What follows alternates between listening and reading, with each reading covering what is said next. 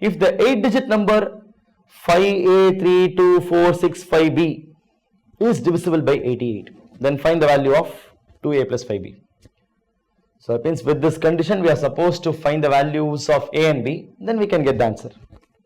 So let's note the number. Our number is 5a, I'll have a space for a, 3, 2, 4, 6, 5 and then b. So 1, 2, 3, 4, 5, 6, 7, 8. It's an 8-digit number. It's divisible by 88. The moment we come to know that it's divisible by 88, let's break that 88 as a pair of numbers. We should have co-prime numbers. Co-prime means we should not have any common factors. That means I can break it as 8 into 11. So we'll have to use the tests of divisibility of 8 and 11. So we have to properly use them, for which we need to know. We'll quickly recall. 8, the test of divisibility of 8 is the last 3 digits. For our number, if the last 3 digits, that 3-digit number, if it is divisible by 8, then our whole number, the full number will be divisible by 8. So let's first use that one. Why? Because here we have an unknown digit b. With this property, we can figure out what is b. Fine. Okay. Yes. So 650b. What could be that b? Or what number if we put in that place, I can make that 650b to make it divisible by 8. Well, think of the nearest number we know is, okay, this is 650b. That means we can consider up to 640. 640 we know quickly. 640 is divisible by 8. 80 into 8 is 640. That means the next number will be 648. The next number will be 656. The next number will be 664. That means in 6-5 series we have only this number. That means the last digit must be 6. So we clearly got to know the value of b. B should be 6. Because only then we can make it divisible by 8. That's why. So fortunately we got only one choice. Nice. Okay. Okay, fine.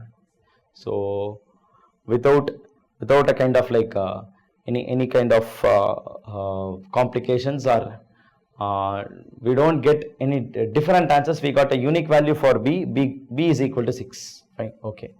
Now this is done. We have used the test of divisibility of 8. Now we have to check with 11.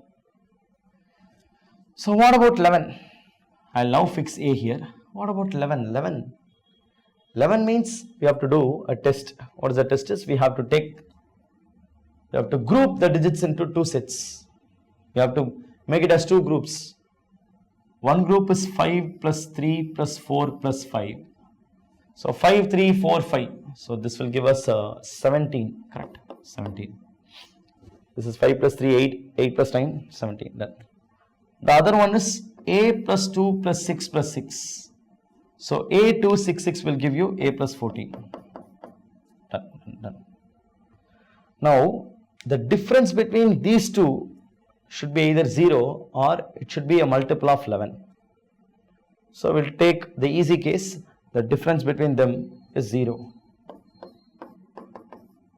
17 minus this is 0. That means a should be equal to 3. Very simple. 17 minus 17 should be 0.